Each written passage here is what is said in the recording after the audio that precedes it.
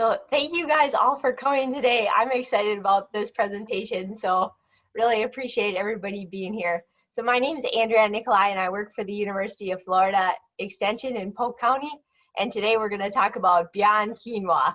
So you might have heard of quinoa, but I just kind of wanted to introduce you to a lot of other grains too, if you haven't heard of other ones. So today you'll get a good idea.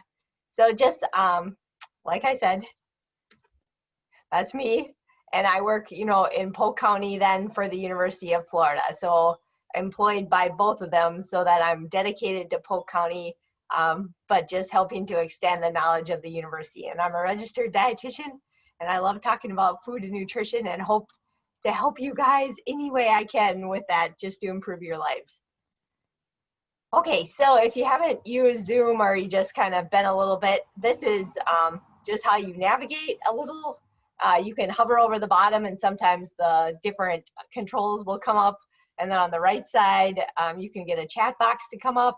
And that's what she was talking about at the beginning. If you X out of the whole thing, then you X out of the meeting. But you can also double click on the chat box and you can make it a whole separate window. So that's what I was talking about. But if you have any questions, you can type them in the chat box there if you would like. So I have an evaluation following this, and then I haven't done this one very much, so I could use your feedback on it if you thought it was too basic, or if you thought you would like more, or if you thought it was good, or what was the most helpful, because then I can figure out how to emphasize that part.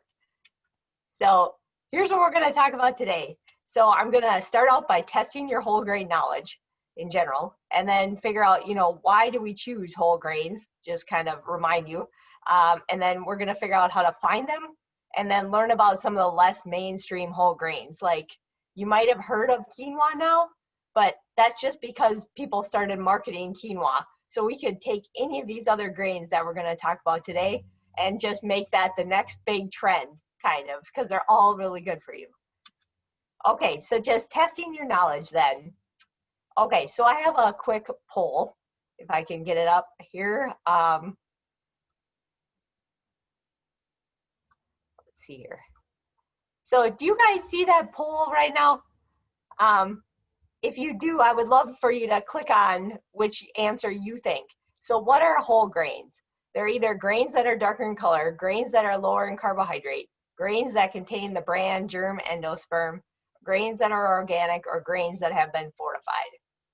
So what do you guys think? Good, geez. You guys are good. So the answer is, let's see here. Trying to share the results with you guys. I don't know if you can see that, but yeah, a lot of you picked the grains that are contain the bran, germ, and endosperm, and that would be the right answer. And so that's the one, the only one that is with the whole grains then. All right. And so which are always whole grain? So I have another poll. If we can see if we can do that. Same question. Try to end that. Let's see here. Okay, so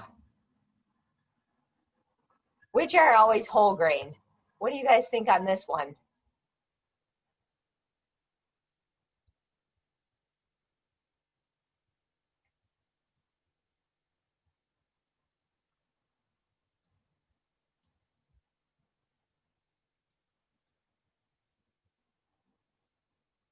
Okay, it's just interesting. I'm watching your responses. Okay, so which are always whole grain then?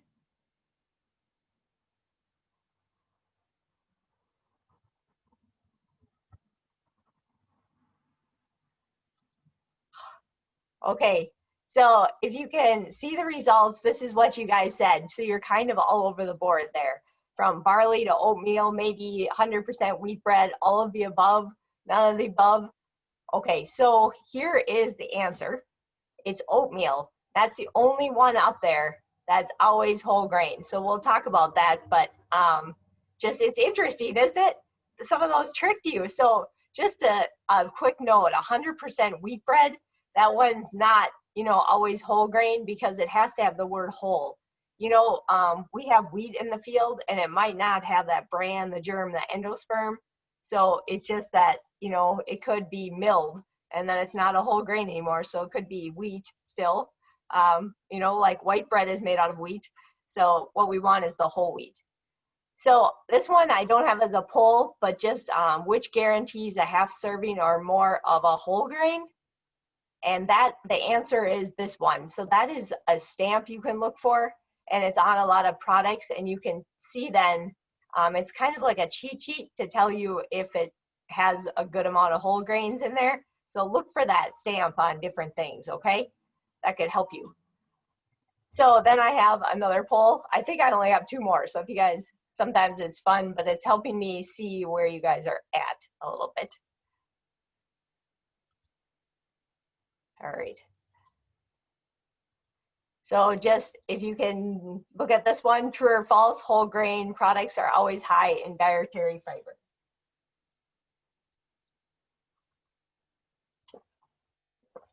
Thank you guys for answering so quick. I know it sometimes gets boring if you don't answer quick, so thank you. So here are the results, if you can see that.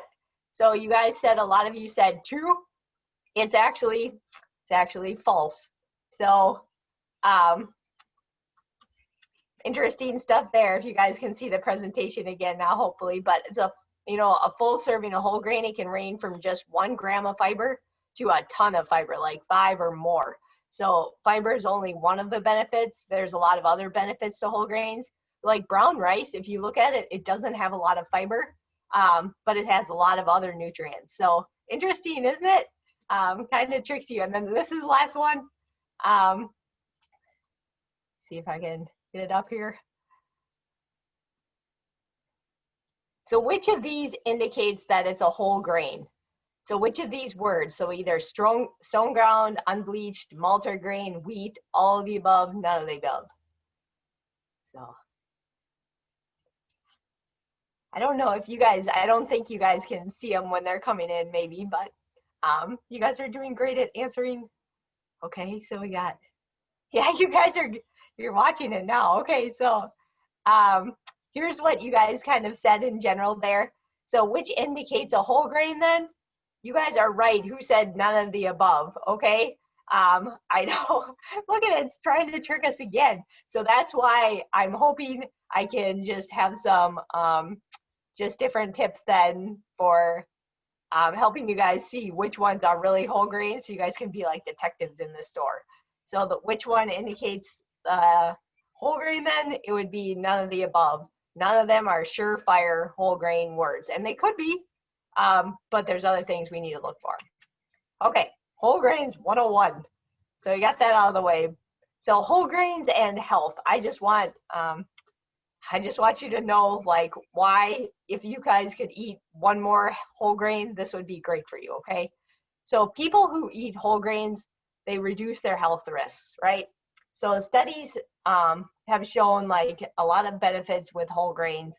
And this is some of the best documented health studies they've done on different things, but just these are kind of the highlights. So it looks like reducing the risk of heart disease drops significantly, reduce your risk of diabetes, reduce your risk of digestive cancers, and reducing your risk of stroke. So people who eat more of those have better results with all those. And I gotta tell you guys too, you know, some of you might be like, well, I don't have cancer, I don't have diabetes, I don't plan on getting heart disease either.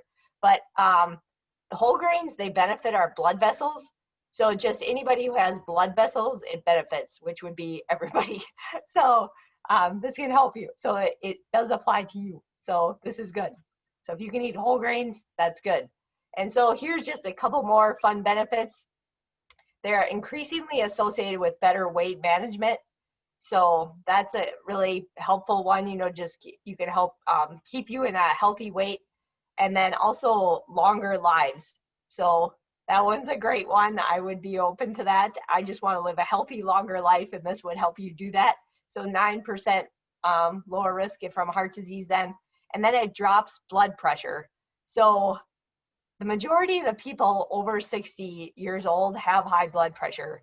And in many cases, then eating whole grains can help people with that high blood pressure cut back on some of their medication, or might even be able to eliminate it.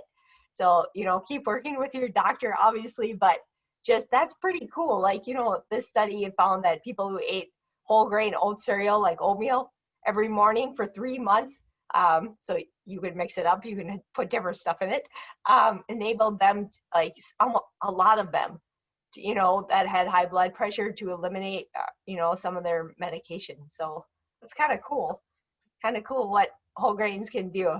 And just if any of you have kids or grandkids, or you are a kid, just these are some benefits. So I just want you to know too, you might look at these, but it applies to everybody.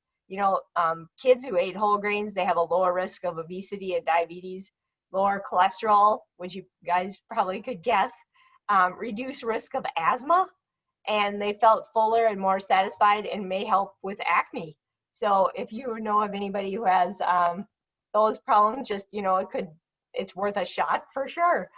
And then just whole grains, then children who ate whole grains, 54% less likely to develop asthma and 45% less likely to develop wheezing than children who did not eat whole grains. So, asthma can cause a lot of missed school, which can be really hard. You want to be able to teach them. So eating a healthy way can help keep people healthy. Also felt fuller and more satisfied. People who ate the breakfast on the right then, the oatmeal, or whole grain toast and stuff, those people were more satisfied, and it stuck with them longer. And it helps, reinforce the fact that, just eating whole grains, they give you quick, good results too. It's not like they'll just help you prevent diseases, but right away they have a lot of benefits. Okay, so help you feel fuller, more satisfied. You just, you're not as tempted by the vending machine or things like that. So here's just a couple other reasons. So they have a lot of nutrients. So whole grains have 3 to 5 times the vitamins and minerals found in refined grains. So that would be things that are white bread or white pasta or things like that, or white rice, I guess. But so whole grain version of that would have 3 to 5 times the vitamins and minerals. And then just interesting, they have antioxidants too. So antioxidants go in your body and they fight off the bad stuff that makes you cause disease and makes you get wrinkles. And so whole grains have those antioxidants too. Like corn, which is a grain, right? It has twice the antioxidant activity of apples. That's kind of cool, right? And some of the wheats and oats have just as much as spinach. So kind of fun stuff there. And then, like we were talking about, they have a lot of fiber. So things like barley has a bunch of fiber, but that can help reduce our cholesterol. So fiber can grab the bad stuff out of your body and help you get rid of it. And then also that long-lasting energy that we were talking about. So what the dietary guidelines recommend right now, is trying to make 1/4 of your plate grains, right? And then if you can have all your grains whole, that would be great. But at least half the grains, they found that even if people can make half of their grains come from whole grains, it gives you a lot of benefits, okay? And so just even trying to think of some, if you could switch some of your grains, maybe you're I love white bread, I can't do it.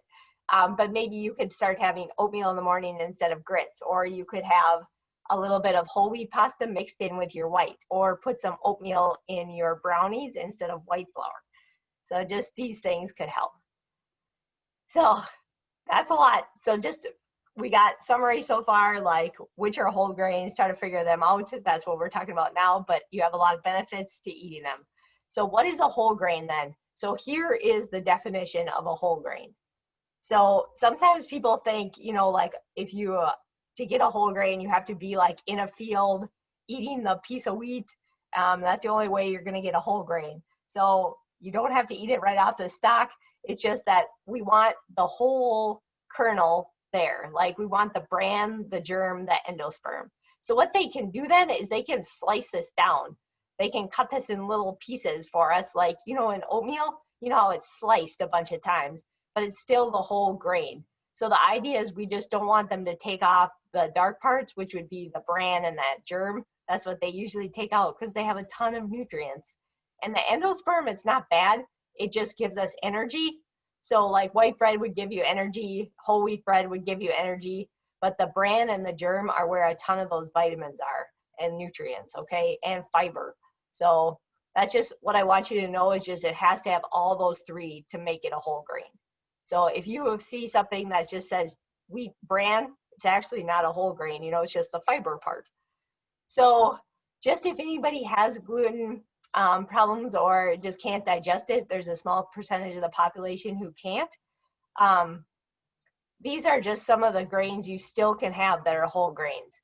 So you want to eat them with the bran, the germ, and the endosperm, but the ones on the right, they're, you know, they're not gluten-free, but the ones on the left are. Isn't that cool that buckwheat is actually gluten-free? It's not even related to wheat. So kind of fun fact there, but you know, all those on the left are perfectly fine even if you don't absorb or you don't digest gluten very well.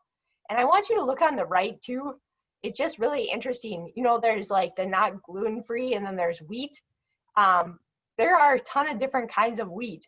So wheat, it's, you know, like spelt, if you ever see that, or farro, you might have heard of that one, or bulgur, or wheat berries. They're all forms of wheat. So kind of fun. It's just like they go by different names, but they could be whole grains then. So fun facts, right? So how do you find them then? So we know that we want the whole grain, the bran, the germ, the endosperm. So here's how you can find them. This is like the secret. So these words mean whole grain. So if you see whole and then the name of the grain, like if you're looking on the label, right? I want you to look at the ingredients and then you would look for like whole corn or like whole wheat, right? So if it has the word whole in front of it, you're good to go. And then it's whole something in the flour, you're good to go. So that could be pretty obvious. Then it's like the whole grain, and they could be just the name of the grain, like whole grain barley or something like that. And then if it says berries after it, these both mean, they mean the whole thing too, and same with groats. So if you ever see like wheat berries or wheat groats or something like that, you know you're good to go, okay? And you might see things like rye berries or something like that too, or oat groats, and they're all whole grains. So you're good with those. So, and these words also mean whole grain. So these are a little bit more confusing to remember because the other ones are a little simpler because they have the word whole in front of them, but these also mean it. So if you see brown rice, you know you're good to go. Brown rice is a whole grain, wild rice, whole grain. And then we have oats or oatmeal. Even the instant oatmeal is whole grain. So that's nice. We got a good one with our oatmeal.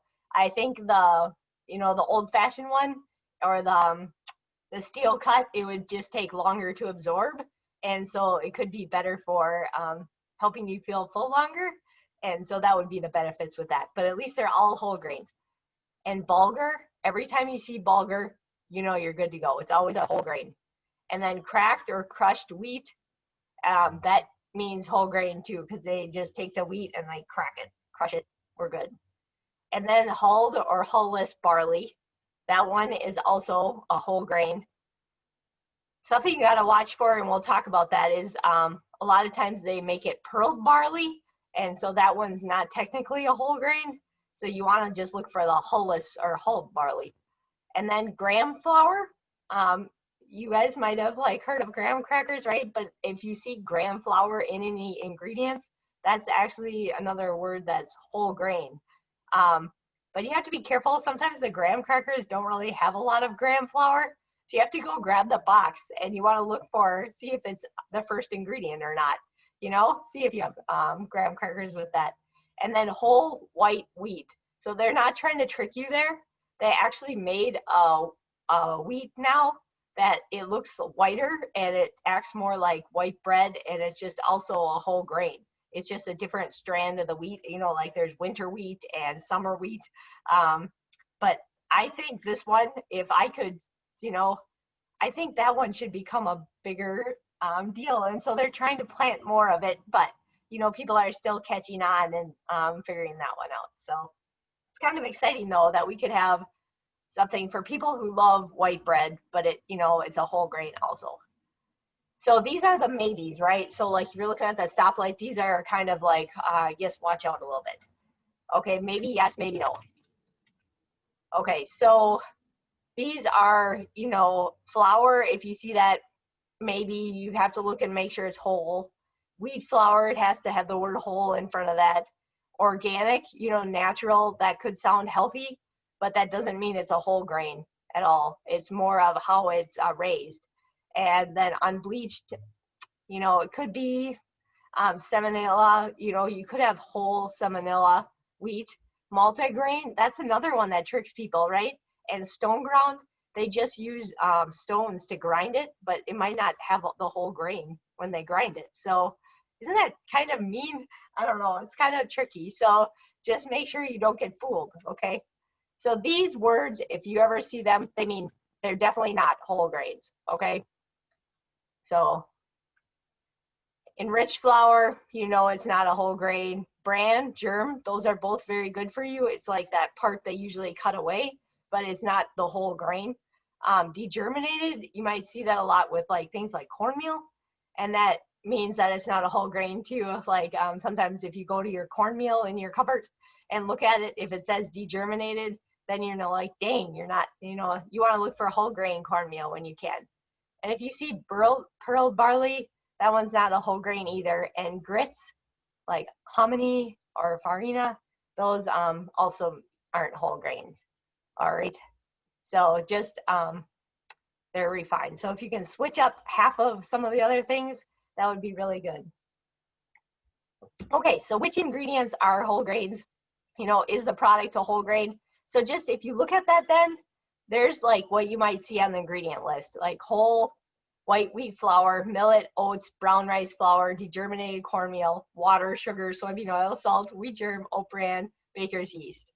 So they're listed in that order there because the first thing is the most in the product and then it gets smaller. So we want the whole grains to be at the beginning.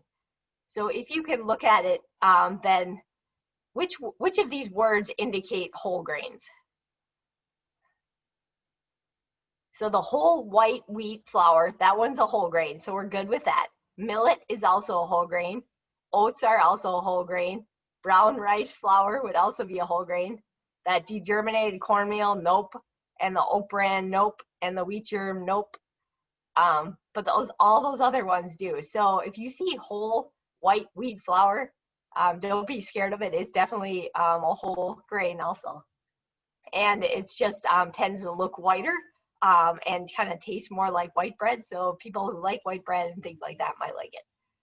So I don't know if you guys can see this. I took some pictures just because don't those do you like, if I looked at those wheat Kaiser rolls, you see those on the right picture, and then there's the pumpernickel bread and you kind of see it on the left picture there.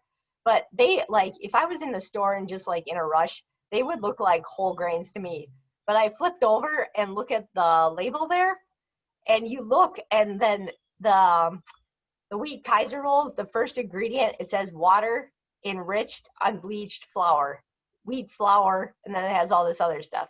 So, and then it has a comma, and then it has whole wheat flour. So most of it is made up of not whole wheat flour then. So that one, I would look for a different one, see, they're trying to trick us. And so then the one on the left then, and it would be better than all white bread, definitely, because it has some whole grain. But just if you're trying to look for one, you're like, wait a second. So the one on the left then too, that's pumpernickel bread. You know how it usually looks darker? Sometimes it has molasses in it. But just look at enriched flour than wheat flour. And so it's not whole wheat flour. So malted barley flour, yeah. Water, rye flour, rye meal. So what we want would be whole rye. So rye bread, it can be a whole grain or it might not be. And so there's some good things about rye. It helps actually with people with blood sugar, absorb it's slower, so it could be better for the glycemic index, help you absorb sugar better. But in general, you still have to look and make sure it's a whole grain rye, because then you'll get all the benefits of it. Okay? Because rye bread, it usually has that darker color too. That can trick you. So one way is to look for that stamp then. So if you are just in the hurry, then look for that stamp on the bread and on different products. That will help you know. So now, finally the fun part, right? We get to talk about some specific whole grains. So I gotta tell you, I could research this stuff forever. It's so interesting, but there's a lot of information out there and a lot of different ideas on how to cook it. So what I'm hoping to take away, like you would take away from this, is that in general, if you guys have ever seen any of my other presentations, we sometimes talk about nuts. It's like people will ask me questions like, which is the healthiest nut or something like that? Is it walnuts, cashews, pecans, pistachios, sunflower seeds, flax seeds?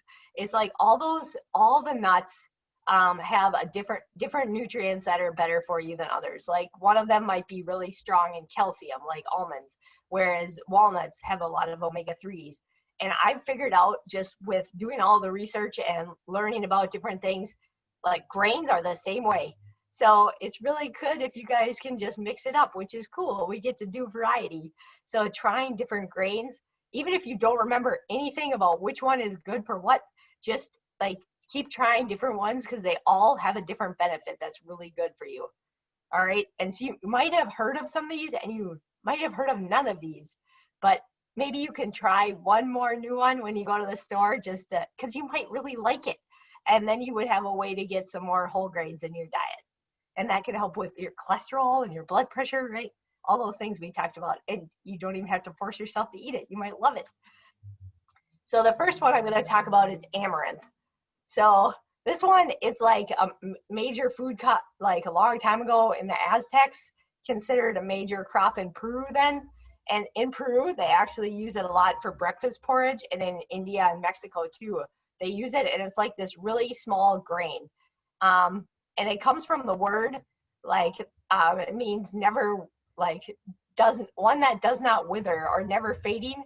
And it's true to form because if you have these flowers, if you actually grow it, the flowers, like, they retain their vibrancy even after you harvest and dry them. So that's why they got that name then, like people like them because they're just like, they'll stay true to form. Has a faintly peppery taste, so if you like that. And, you can pop this one like corn. And it's really fun because you can sprinkle that on oatmeal or on cereal, or you can put it on yogurt. So you just take the grain and kind of put it in a pan and you can pop it. And it's really small kernels, right? So it's not like the normal popcorn, but it's kind of fun, and that would be a different way to have it. But it has a lot of cholesterol. And this one, I always think it has a ton of calcium. It also has a lot of iron too for people who need that, but calcium is one of its strong ones. And it has a ton of protein. This is one of the highest in protein. And you could actually almost compound it as a complete protein. So that's pretty cool. I feel like there's one. Oh, I wanted to tell you, I've been trying some of these different ones so that I could, talk about them better. But this one, and my mom tried it with me actually, and she agreed. It kind of tastes like, when you eat corn off the cob and then you kind of get to the cob, it's kind of like the cob flavor. It has like a mildly sweet flavor like that. Kind of like reminds me of that. So you guys will have to try it and tell me. I would love to hear what you guys think these things taste like, because that would be interesting. So you guys will have to try these and give me your feedback, okay? So here's some bread I made with that amaranth then. So you remember it's a pretty small grain, so you can like throw it in things like bread, but it was really good bread. So just an idea. You could make amaranth bread. Okay, so I have another one for you. So barley. So barley, that's that one that, it has, when you grow it in the fields, it has this indigestible outer hull. And so they have to carefully remove that to avoid losing some of the bran layer. And so because of this, then you often see it pearled barley or something like that, or semi-pearled, because it's like they have to polish it off. and it by accident gets rid of a lot of that outside layer that we want. So what they've figured out there's some hull-less varieties of barley that you can grow where the hull just kind of falls off, and those are becoming more mainstream. But like, if you can see the bag, it's really small, but this one says hulled barley. So this one is a whole grain because they just took off the hull and they didn't like pearl it or, you know, rub it down or make it semi-pearled. And I have to tell you, you know, if you go to the store, I was looking one time and I could only find the semi-pearled barley. And even if you can only get that one, it's still really good because they have a lot, this barley has a lot of fiber even in the middle of it too, whereas a lot of the other grains don't. And so you still get a bunch of good things even by buying the pearled, okay? So it's not a whole grain, but just, I don't want you guys to like not buy it when you get to the store because this is a really good one. And you know, it's really right now because people aren't eating it enough yet. We haven't marketed it enough. It's, you know, majority of it is actually grown and then fed to animals. And then a fourth of it is used for things like beer.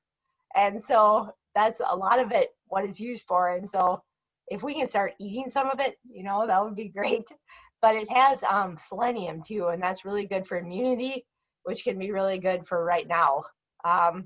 And it's really, you know, it's firm and it's chewy and has a mild sweetness. So sometimes, like, some people like that amaranth, that smaller kernel one, you know, where it kind of just like goes like almost like a porridge, you know, or something like that. Or sometimes people love these big, like meaty kernels, kind of. This one's really good for salads, and it's a great substitute for rice, things like that.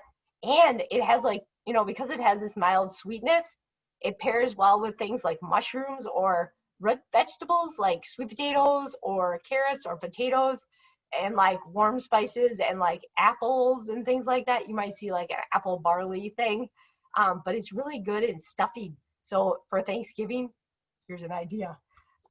You guys can see how that, you know, the mushrooms and all the other stuff go well with it.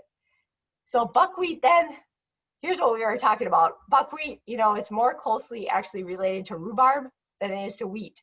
So the reason it's called buckwheat is that its seeds like closely resemble this beech tree. And so the plant has been called beech wheat or buckwheat ever since. So kind of complicated, but it's not actually, you know, it's gluten-free. So you might think it's related to wheat, it's not. So that's one. You know, and it contains high levels of zinc, copper, manganese than other cereal grains. You know, and it's high absorption of these two. You know, sometimes it's hard to absorb different things like that. You guys have ever heard of soba noodles? They're made out of buckwheat. So if you see soba, you can usually know that they might have some buckwheat in them. And a lot of people serve it as, like, you know, hot cereal, or you might see it in pancakes, right? But it has a nutty flavor and chewy texture, and it's also available as that flour then. And it thrives without chemical pesticides. So, you know, in our future then, just with sustainability and everything, this could be another really good one. All right, so bulgur. So this one, I think of it as, it's kind of one of the original fast foods. Like before McDonald's, this one was there. It's like a fast one. So if you guys want a whole grain that doesn't take a long time to cook, this one is the one for you, okay? And so basically what makes bulgur, it's whole wheat kernels, and then they're boiled and they're dried and then they're ground up. So basically it's like they're already kind of semi-cooked. And so you can boil it and it's ready in 10 minutes. In fact, you don't even have to really, you know, you can just simply pour boiling water over it and let it soak for 10 to 15 minutes and they'll be ready for you. So that could be good for like a quick breakfast. You know, you just heat up some water and pour it on there, something like that. Or you can use it like to add into soups. It's really good. You know, you just pour it in there and it'll kind of give it like some bulk, and add a little bit of nuttiness and things like that. Or you could, you know, tabbouleh. That one's another one. It's made from this. So you might see that in Middle Eastern dishes, and that's like, so you take bulgur, combine it with mainly things like parsley and then mint and tomatoes and cucumbers and a little bit of olive oil, and it's a salad. And they eat it a lot in Lebanon, especially. So that one is a a good one, I think. And then farro. So this is one that I just love the flavor of because I like, everybody likes their different ones, you know, but I like the meaty, like the bigger kernel ones. And so it's an ancient grain of wheat that was buried in the tombs, actually. So it's a type of wheat, and sometimes you might see it emmer wheat, but it has that chewy texture, so it makes it satisfying. I think that's kind of why I like it, but it does take a while to cook this one because it's a bigger kernel. So you can soak it. You know how you soak dry beans? So you can soak this one too. And a cup of it has 24% of your iron and 14 grams of protein. So it's pretty awesome, I guess, with that. And some say, you know, the farro wheat makes better pasta. So sometimes people in Italy actually use this instead of durum wheat. So this is another one that I love. It kind of reminds me of bulgur in that it's quick cooking like that, but it's called frike. And so I gotta tell you guys, so this one, the rumor has it, right, that it was in the Eastern Mediterranean, like this is where it started, right? So they had this wheat growing in the field, and then the country in that Mediterranean, then it was like gonna become under attack. And so the people in the city, they quickly harvested all their wheat because they, you know, they didn't want to lose it all. And, you know, it wasn't ready to be harvested, but they just harvested it anyway. And so, you know, they put it away, and then fire ended up burning like the wheat. But the people found that not only was that roasted young wheat, like, you know, it was, they could eat it, but it was quite delicious. So that's how frike came to be. And so I always think about that. I can remember that one because it's like frike, you know, like they were, I don't know, burning, you know, had to burn it or something. But it's wheat basically that has been harvested and then it's been roasted, whereas bulgur's been boiled. This one's been roasted, so it's already kind of cooked a little bit, and it has a smokier flavor, you know, because it's been roasted, right? But it's going to be in these smaller pieces, and then it'll cook quicker. So, okay, so that's a lot about that. And so then we have millet. You might have seen this one in birdseed. It's like this little yellow. I need a picture of this one. So if you guys, next time any of you cook millet, send me a picture, okay? But just yellowish color, mild flavor, very digestible. So you guys have to try this one. It's just, you know, some people really love it. And so in Taiwan, they actually have this huge millet festival, and there's this song. So millet, okay. So in Chinese, millet and mouth, like together, the words make harmony, and they make the word peace. And so I guess they have this festival there, but there's a traditional singing of the millet hymn, and they have that on YouTube then. So that's fun fact about that. But it can also be used, you know, stone ground, it's used a lot. It's great in breakfast cereal, or you can add it just like what we were talking about to soups or stews. And then a lot of these grains, and especially this one, the flavor comes out more if you toast it, you know, so that would be like before you even add the water, you have it in the pan and you just kind of let the pan heat up with the kernels on the bottom and kind of let them, and just until you can kind of smell them a little bit, but that brings out the flavor a little bit. So you might like that. And then sorghum. Okay, so I think I just have a couple left. So sorghum, this one, it's great. Like, what is cool about this one is that it's natural drought tolerance. It thrives where other crops wither and die. So people in Texas can grow it, people in the north can grow it. So this one also, you know, it has potential to become a big deal in the future, you know, just because yeah, we use it a lot for things like wallboard or biodegradable materials, but it's good for us. And it also, you know, can be grown a lot of different places is what I'm trying to say. So it has like a neutral flavor, and which can be great too, you know, because you can put it in a lot of different things. And it has that lower glycemic index and absorbs slower. And you guys might have heard of sorghum syrup. I don't know if you have, I actually have some right there, but that's what it's made from then. It's made from the grain. And what's the hell's gonna say? So those are pictures of me popping it. So you have to be careful. As you can see the picture on the right, I burnt it. So that's what happens when you leave the popcorn in there too long, because you really want to get all the popcorn kernels popped. So it's pretty cool. You know, it makes small kernels, but it's really, really fun. And you can just sprinkle those on anything or have them as a snack. And that would be a whole grain. And, you know, just, you know, soft reminder, popcorn is also a whole grain. So you're good to go there. That one's maybe more mainstream. So I think I have two left. Okay, so spelt. So this one, I just was looking at different things, trying to find where I could find spelt. And here's where I found it. But I have to tell you, they have, I went to some conferences and they gave out like, you know, just different kinds of, or let people try whole spelt pasta. And the thing about spelt, it tastes more like white. So for people who like white pasta and things like that, if you buy whole spelt noodles, sometimes you don't like, I guess they taste more like white pasta to people, but they're still really good for you. So you can look for this one online if you don't find it in the store, but look for whole spelt pasta or something like that and give it a try. And the same with the flour. It has more of like that neutral flavor then. So just make sure, you know, because it's, you know, you can also get spelt that's white spelt. So you want to look for the whole spelt. Okay, so that one's like one of those where you have to look for the word whole. Okay, because I also, that same company that was giving out the whole wheat samples gave out some whole, like gave out white spelt samples of pasta. So they were just kind of showing the differences and how they kind of taste the same, but you're way better off buying the whole. So here's teff then, right? And this one is crazy. It's like the size of, what did someone compare it to? Oh, I think like a poppy seed. It's really, really small. And so it has this, it comes from the word teffa, and that actually means lost in Arabic. And so that's why, you know, it's just really small.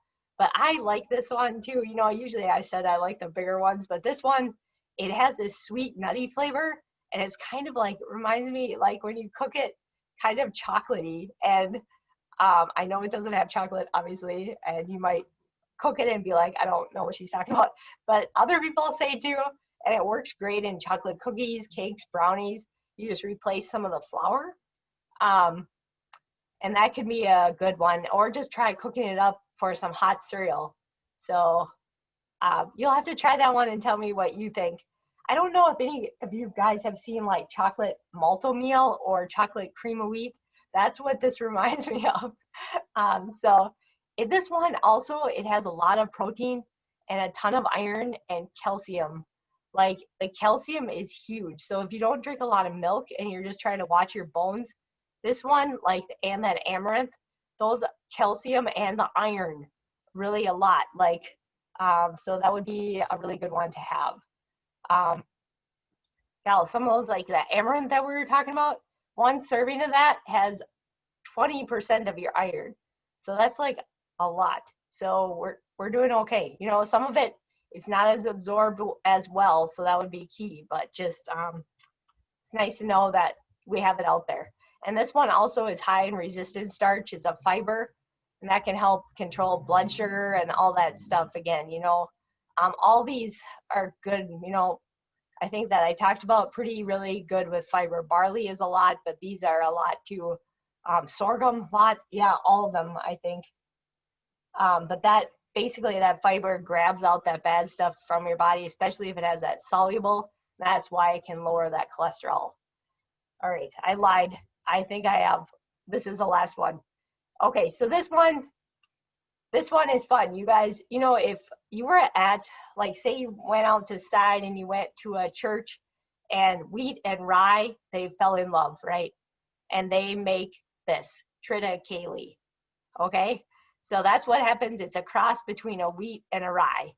And, it, you know, it's actually one of the newer ones, newer of the grains, but they made it. They started it, you know, they crossed them because rye, it can, there's some advantages to it where it can grow where wheat kind of can't, and it can grow in like adverse conditions. So they were thinking, you know, if we can combine it together, because rye is a little bit harder to make bread with, And so, you know, they wanted something they could use a lot, you know, and we use wheat a lot. And so they made these together, but it's, you know, it's a good for you too. And I found it in one of the kashi cereals, but it, you know, comes in flour, flakes, or berries. And they're trying to market this one better, but it's just people were a little slow on this one. So it's just like, this one, it grows really well in a lot of different areas, which without, you know, so much pesticides and things like that. So it can be really good, you know, right? For people who just want to eat without all that. So that's a lot. And I wanted to say, you know, I didn't even talk about some of them that I could have talked about, like whole rye is another option, or quinoa. I didn't even talk about that one. That one's a complete protein. But what I was trying to show you guys is that there are a lot of different ones with a lot of different benefits, right? So it could be fun to try some different ones. And this whole grain council, they are like the go-to people on grains. If you have any questions on any of the grains or recipes or things like that, you just Google whole grain council or old ways, and it will pull up like a ton of different fun stuff. Like, you know, it's easy to read too, and they have like charts and graphs. And I'll send you some of what I thought was the best from them. But I think what I want you to get down home is that you can, these are all things that you can add to like soups. So you're like, what do I do with this information now? So if you buy one of these and you're like, I have no idea what to do with it. So one thing you could do is you could go to this whole grain council and just say, like, type in whole grains and then type in whichever grain you want, or click on whichever grain you want, and it'll give you a ton of recipes. So they're one of the best sites for recipes that I found, with the different weird ones, ones that we haven't heard of as much, but other people too. Like I was looking at teff and just looked up this one, there's a blog on it, and she had like all these different ways to use teff. And she was one of the ones who's like, I love it in brownies and things like that. And so, but I think if you just forget all that and you don't want to look up stuff, any of these can be added to soups. Like even if you just have a can of soup, you can cook up some of these and add them into the soup, like a half cup, and then it'll give you more satisfaction and all those benefits. Or you could add it into stuffing. So things like bread stuffing, and you know, you cook up the grain and then you add it in there. You could just replace like a third of the flour in like things like different recipes, or you could just try and add more whole grains, you know, and do that same thing with oats. You know, if you have a whole grain, if you have a cookie recipe you love, try replacing a third of it with something like oats, and that'll give you whole grain. You can also add some of this to ground beef, like bulgur. Bulgur is a great beef substitute. Like mixing it in there can be good. You know, it kind of is already cracked, and it's really good in meatloaves and things like that. And it, you know, kind of has that same mouthfeel. Or anytime you were going to use rice. So if you were going to make like some gravy or something and put it on rice, or if you're going to have a grain bowl, you know, with some veggies and some beans and put it on rice, you could try putting on one of these grains instead. And so that could be a great option. And so I'm like continuing to try recipes and figure out the best ways that I've found to have them, but I would love feedback from you guys. So that's your job. If you can, if you get one of these grains just to try, I would love your feedback on just what you think and what you think it tastes like. So that can be fun. It's just fun because they all have different flavors. So many things to find out about in life. So there's a short evaluation. These are made with whole corn, by the way. So short evaluation sent following the webinar, and I really appreciate your feedback on that then, and especially if you've tried any of them. And it's anonymous, so sometimes people ask me questions on those, and I'm like, I don't know who asked. So feel free to email me then if you have any questions. And then I'm going to be scheduling some more classes. I'm hoping to do something with the holidays, like something fun, holiday style something. So you guys will have to look for that. But this is where you find other classes. And then this is that resource I was talking about. It's that whole grain council. And I think hopefully you could just click on it actually from your computer if you wanted to go to it right there. But just thank you guys all for staying on today. that was a lot of information in an hour. So I talked a lot. So let me look now and see if there's any questions that maybe I can help with. But if you don't have any questions, you're free. And I thank you for staying on a lot. So thank you guys. Let me look.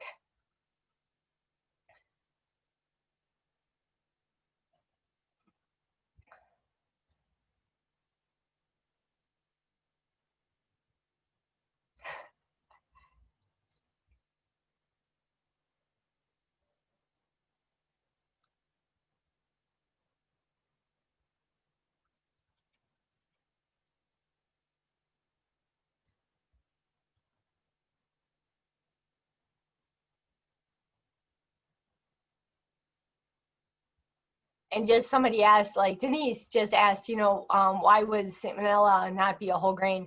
So it's just, it's a type of wheat, but it could be whole salmonella wheat or not. So that's why. And just Pat said, yeah, she's never heard of whole white wheat. Look in the store when you look at the flour in like Walmart or Publix or any of those places, and you could look for it and you can start trying to bake with it, and it just kind of makes like lighter, a little bit lighter, like fluffier type of textures. Sometimes people who love like hearty whole grains actually prefer the other wheat better or other whole grain better. So it's fun, but I like that one in like pizza crust or something. And then rye bread. Okay, so look for 100% rye, but rye can have a lot of good benefits also that we didn't even talk about. And then enriched, yeah, if you see enriched, you know that it's enriching stuff back in, you know it's not a whole grain. Yeah, barley's good in soups, she said. I don't know the carbohydrate count on sorghum. I'm not sure. Not sure on that one. I would have to look that up. Susan says she loves spelt. It's good ones, yeah.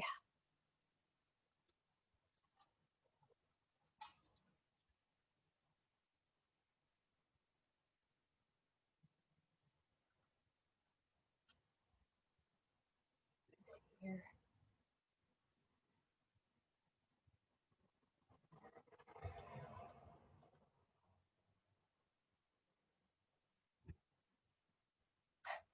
Yeah, Wendy, shout out to you and the ESMA. That's good. She teaches about whole grains too. And Peggy, thank you. And thanks, Maria. That would be cool. That would be good. Okay, so I appreciate you guys all for sticking on. I think that's all we had. Can you share your corn recipe? Okay, we'll see if I got there. Susan, you should email me. So my email is andreanicolai@ufl.edu, okay? So, and I will give you that.